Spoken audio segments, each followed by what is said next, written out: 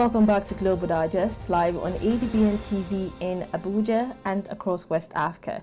Today we are tackling a topic that cuts to the core of regional integration and future prosperity for West Africa.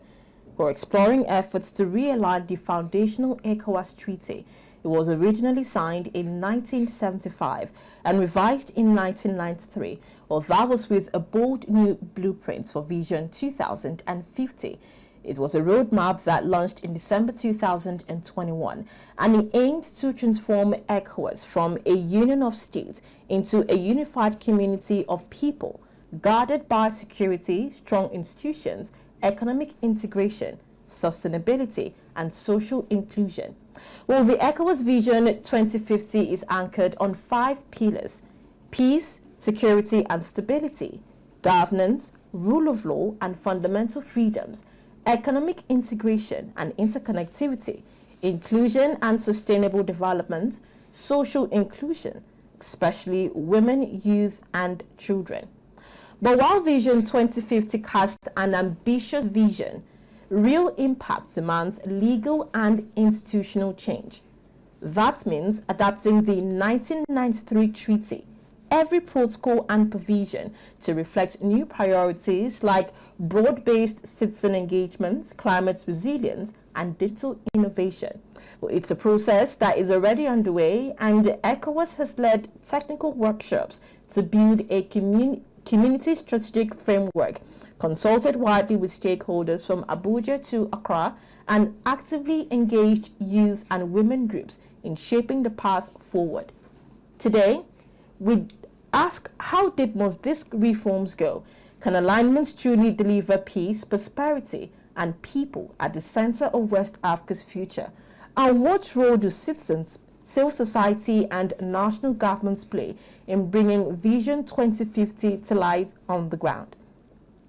We will unpack these questions with Mr. Raymond Enoch. He is the Regional Policy Analyst and Publisher, CEO of Paradigm News International. Well, he will closely track these treaty reforms, civil society engagement, and the Vision 2050 rollout. Hello, Mr. Enoch. Welcome to Global Digest. Thank you, Amma, for time to talk to you, and thank you for our viewers, and we look forward to a more engaging conversation. Okay, so let's talk about Vision 2050. What does that mean for West Africa?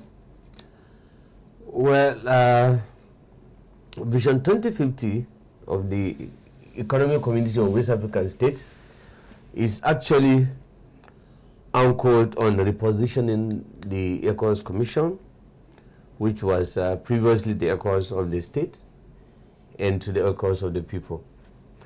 And what that means is that it envisages that, okay, from being ECOWAS of the state, which the state dictates what happens across the region, and then now you have the voice of the people anchored on the basis of enabling condition of peace, security, and stability, and also governance and rule of law, and also bringing forth economic integration and the interconnectivity of the people of the region, and then also laying a fundamental background of transformative and inclusive sustainable development, and then of course basically social inclusion, which has to do with all shade of individuals, people, and all voices across the region to really forge that regional economic commission that is being dreamed of by the protocol established in 1975 and reinforced by the Reverse Treaty of 1993. Okay. From your perspective as a journalist, why is there growing interest in aligning the ECOWAS Treaty with Vision 2050 at this point in time? Yes, times and times go on, and people thinking grow, and perspectives about life also changes. Now, in 1975, when the first treaty, the Treaty of Lagos, was adopted, we had the thinking that, yes, we need a regional economic commission where we'll move people from just wondering about no really governance to a common a community where people could identify about their citizens, identify who they are, and to an economic community. And so it was basically to move people through integration. But with the reverse treaty in 1993, now a lot of thinking came up, which has to do with moving the people to really moving the ECOWAS from the ECOWAS of the government to the ECOWAS of the people, to involve people being part of the process. That is what gave birth to Vision 2050, which has to do with a new vision aims to reposition itself as the achievements and the challenges that drove from all the way from 1975 to 1993. So it has there was an opportunity to really carry out a baseline, which was done before the Vision 2050 was passed in 2021. 21, yeah. And when that opportunity was given, then you now have basic actions of the ECOWAS Treaty being translated into concrete action. And so basically, this is where the alignment is.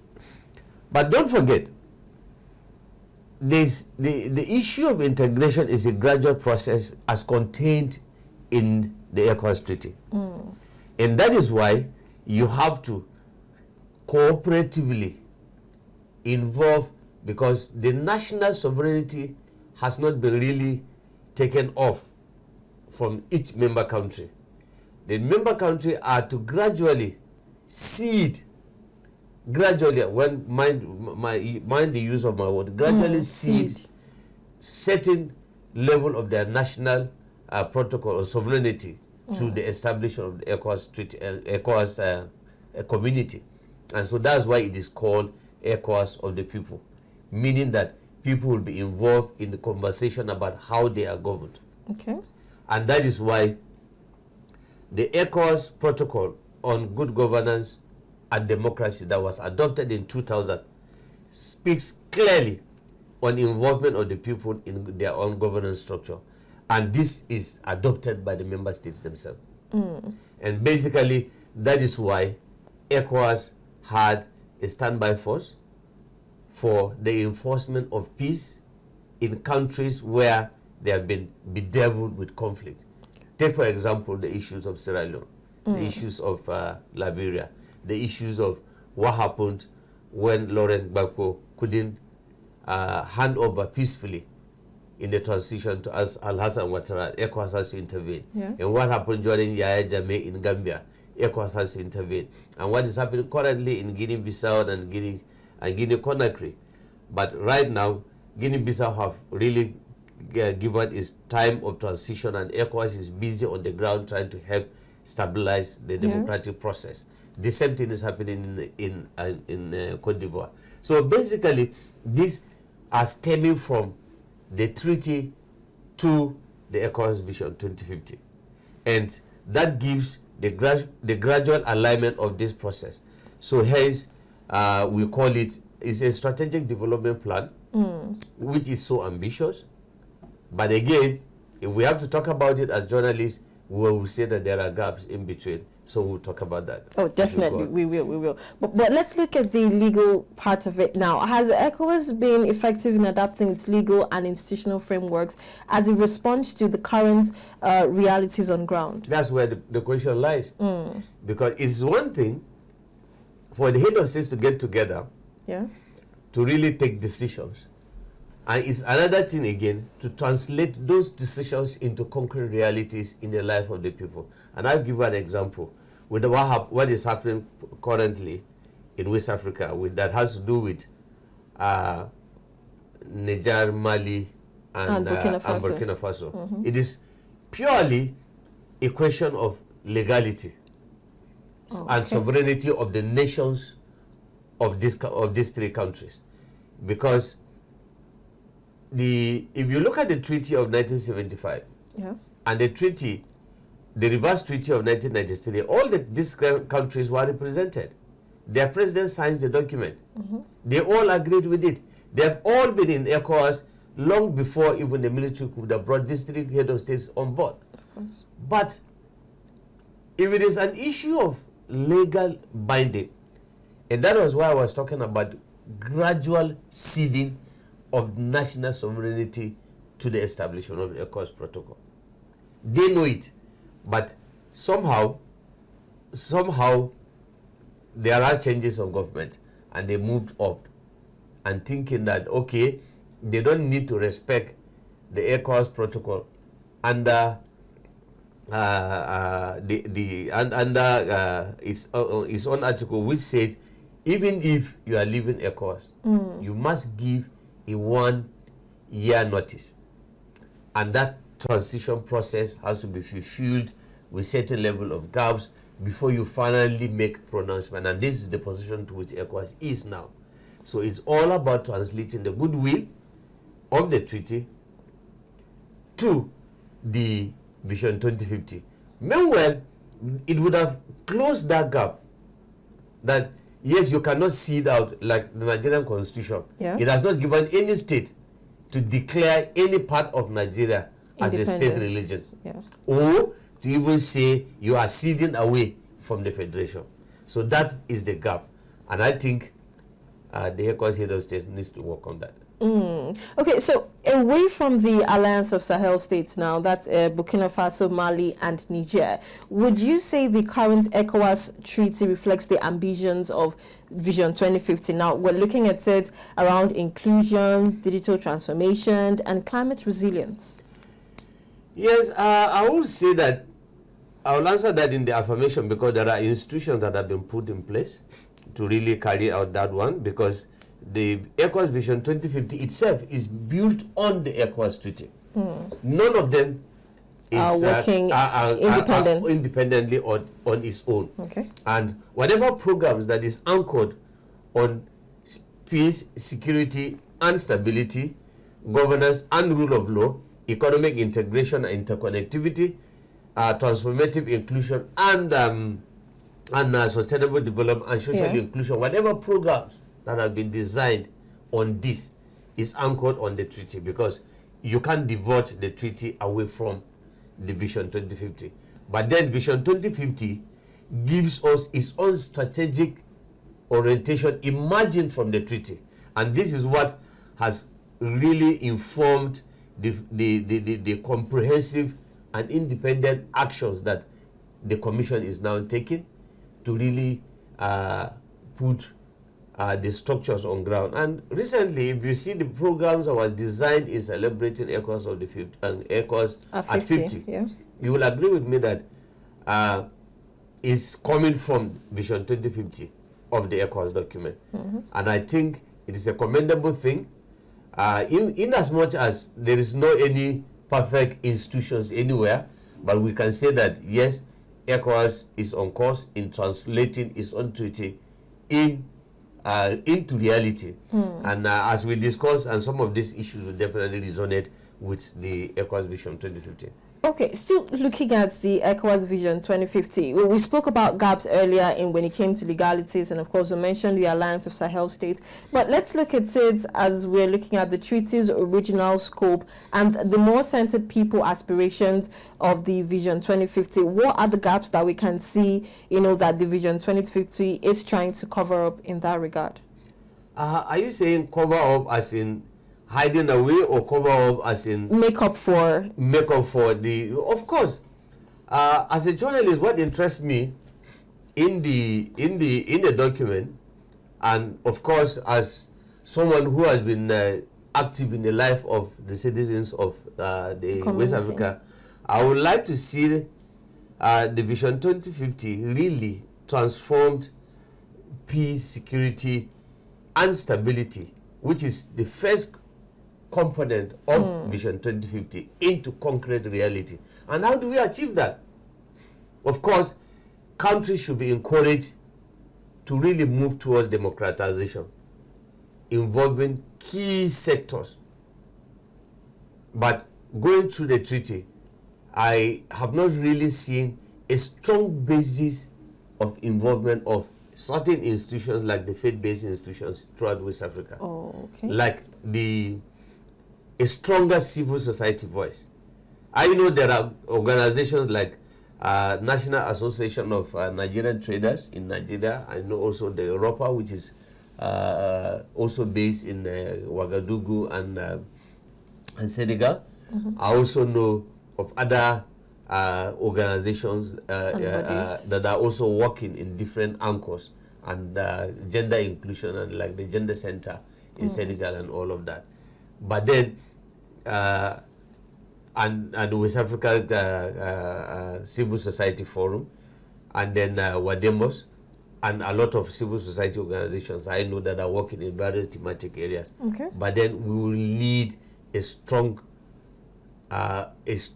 formidable base of their existence. In fact, even budgeted and legislated on by the ECOWAS Treaty, and I've not seen that. And so that that really need to be brought out, because these are people-centered institutions in their own rights, and they are contributing their voices to the governance of the region, and so they need to be recognized in the text that governs them. Speaking about the people and recognizing the text that govern them, how well informed would you think the West African public is about Vision 2050, and also what it means for them? Well, fundamentally, it means a lot, but then there's a proverb that says if Muhammad didn't go to the mountain, the mountain should go to Muhammad. Muhammad, on the other hand, should go to the mountain. So it's both ways. Okay. But then again, the ECOWAS has really provided a lot of stronger base institutions. The institutions is there, which is the ECOWAS Commission, and then there are also specialized agencies like the WAHO, like the GIABA, like the specialized agencies like agriculture and food, which is based in the ECOWAS Bank and Investment.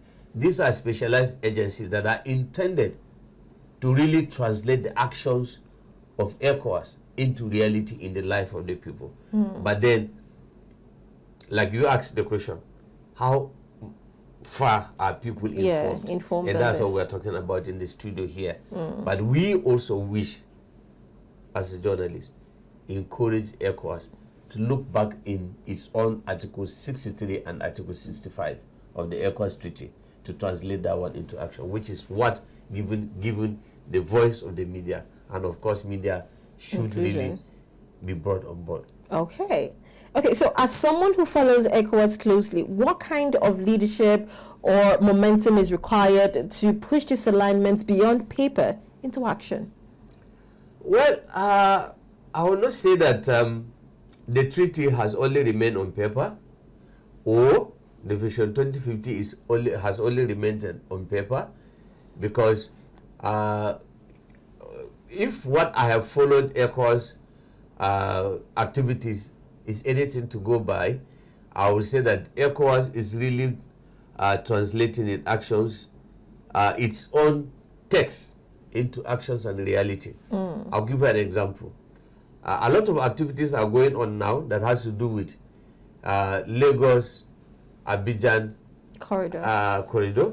And then the same thing is also going on between Abidjan, Abidjan, Dakar corridor. And then most recently, we watched the ECOWAS president having to take a tour of Lagos semi-border down into Cotonou. So that itself is a pragmatic way for the leaders of the region to translate their action, what they say, into concrete actions. And one of it is what Nigeria promoted recently by bringing all the West African head of states and government into Abuja for what Nigeria called West Africa Economic Summit. And of course, it's an attempt, or it's a step, concrete step into overcoming the challenges of Regional Economic Commission. And of course, you can't take away the Nigerian leadership in West Africa. Away from that, yeah. Not only in West Africa, we can't take away Nigerian leadership in Africa. And so if Nigeria is taking a step in translating this into concrete action, and of course is backed by the legality of the treaty, so it means we are on the road. But then Oliver Twist will always ask for more. So we will see, we will want to call on our leaders to really come forward to do more, because in those days we used to read about the West African students movement and all of that. So we really want to see active voice of the young people in determining the ECOWAS of the future. And I was reading something recently where ECOWAS has gotten some group of stakeholders in Accra to sit down and say, oh, hey, guy, draft the ECOWAS 360 as a book that will inform the ECOWAS of the future, and then those things that happened in the past to really come into reality. And so we commend ECOWAS for taking that step. And we think it's an attempt to translate action into reality. It's been quite an insightful conversation with you, Mr. Enoch. But before we let you go, from your journalistic experience, well, aside from the parts where you said the role of the media is not actively played, what would you say is the single most important reform ECOWAS must prioritize in order to stay relevant by 2050? ECOWAS must go back to its own ECOWAS protocol on democracy and governance that was published in 2050, in 2000, to ensure that the contents of that document is brought into reality. Because democracy provides people with their voice, it provides freedom of the press, it provides inclusion, which is anchored on Vision 2050, it provides voice of the people in determining who governs them. And so meaning freedoms is acceded to the way people govern themselves. So if that is translated into reality, then we can now say that truly and truly we are moving towards the integration. And secondly, the issue of economic integration, the ECO, that is what takes people to the market. Yeah. So it really needs to be concretely determined so that we can say once and for all, there's the euro and we have the ECO in West Africa. Okay. So that being the case, we can now say yes, we are achieving. And then secondly, the issue of free movement. Yeah. Which is what is contained in trade liberalization scheme, which I think has really succeeded, because everyone, I can take my passport and travel around West Africa and I will not be molested in some certain sense. Okay. And people also reside in these countries. So this needs to be translated into action. In as much as it is there and people are enjoying it, so we need to enjoy it more, because we are talking about moving. And then fourthly, we need to ensure through dialogue the countries that signed the treaty in 1975 does not really go out, because things changes, times changes. What if tomorrow we don't have military rule in Burkina Faso, and in Mali, and in Niger? What happens? So that principle of dialogue really need to be placed, put on table, and then people need to talk and see how these countries are convinced to see reasons and return back to the Commission. Okay. All right. So from peace and security to economic integration and social inclusion, well, the journey towards a prosperous, inclusive and resilient region depends not just on institutions, but on political will, citizen engagement and sustained reform. Well, a very big thank you to our guest, Mr. Enoch, for shedding light on the path forward. And to you, our viewer, for staying with us. We'll keep the conversation going online. Join us next time as we continue to connect Africa to the rest of the world, one story at a time. Well, I am Amma Marcus. Goodbye for now.